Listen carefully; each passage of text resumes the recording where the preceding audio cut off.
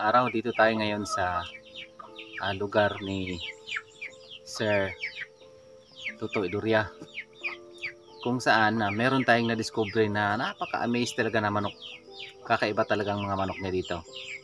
So bago kayo tutuloy dito sa video na ito guys, mag-subscribe muna kayo at i-click nyo itong notification bells para lagi tayong updated sa mga video na aking ina-upload.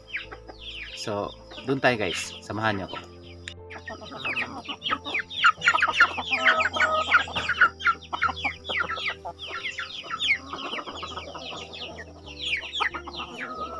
Umaga. Ano nga pangalan natin, sir? Tuto Iduria. Anong lugar ba tong tinirahan mo dito, sir, na nag-alaga ka dito ng manok? Katuan Purok Chris. Katuan Purok Chris. Okay. Naamis lang talaga ako dito sa mga manok mo, sir, na ayun, no, mga parang may mga sombrero at may mga medyas. Ano bang klaseng manok yan, sir, na kakaiba ang mga manok mo dito? Itong may medyas, ang ngalan Silkis. Oh, kita nyo guys, oh. Iba naman yung ganyan, yung parang ano ba yan, manok, ang klase manok yan, yung malaki. Yun naman ay Kabir. ang kinis ng mga bravo. Ito kabir. Ayun naman, tingnan nyo guys, oh, yung isa, oh. Kakaiba yung kanyang manok. Minsan lang to makikita. Ano bang mga pakain mo dyan, sir? Minsan binilihan ko ng pagkain na integrawan, sa maliit pa sa integrawan, pag malaki na integrato. May iba kang pinakain dyan na mga supplement katulad ng mga gulay-gulay lang, mga supplement mo yan. Yung mga sayote, kinukuha ko, pinakain ko sa kanila.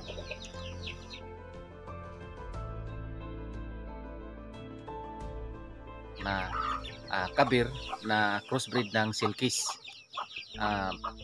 Sundan nyo kami, hanapin namin yung manok ni sir. Ang mga manok na ito guys, na kakaiba ang kanyang itsura, hindi pala siya pwedeng ano, pero pwede siyang i-breed sa iba, yung mga native lang. Ang laki alis, wag mo breed sa mga kabir. Kailangan gani din na crossbreed sa tuwan. Ang kabir na breedan sa Silkis. Silkis? Katong kali ni kahit duha ko pandak na ko dinhi nga anak na sa kabir. Ang breed man ning laki. Kay ganing babae nga kuan. Kaog man ning laki nga Silkis mo kabreed. Pero na crossbreed siya. Silkis na crossbreed ng kabir. Oh.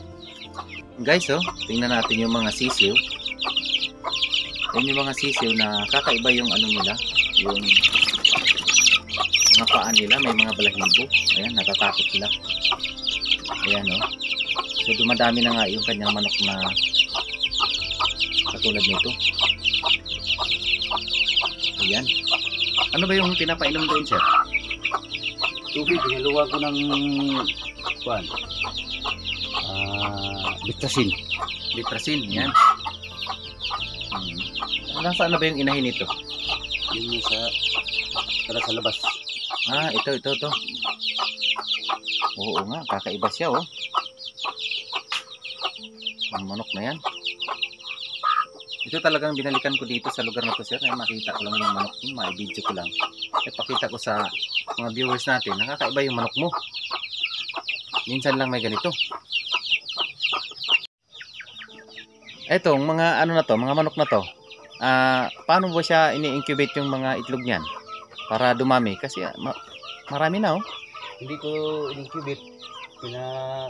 Itong klase ng manok, magkuan sila, maglumlum.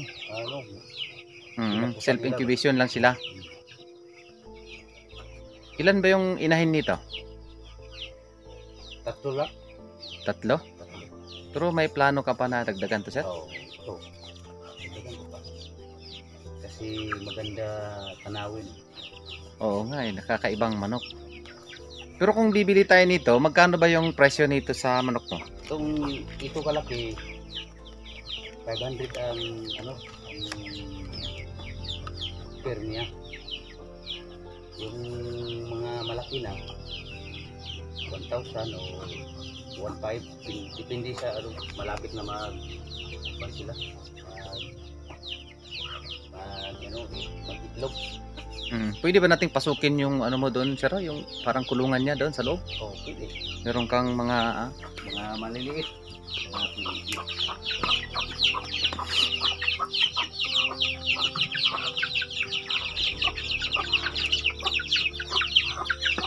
Ang pagkauro ko na nagalag po.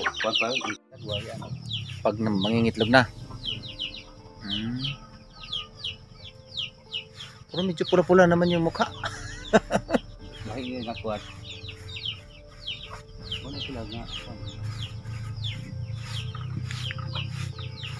Papo, pang ikwento sa amin kung ano yung behavior nitong mga manok na silky chicken mo, sir. Ayan. Ano bang kaugalian nila? Yan ba ay mga hindi ba mga matapang na manok?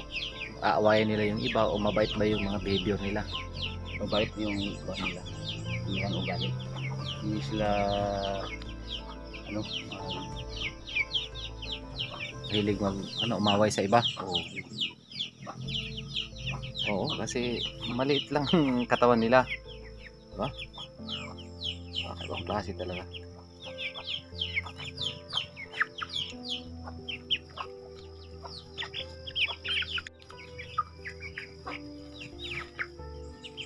Ito guys, ang mga silky chicken.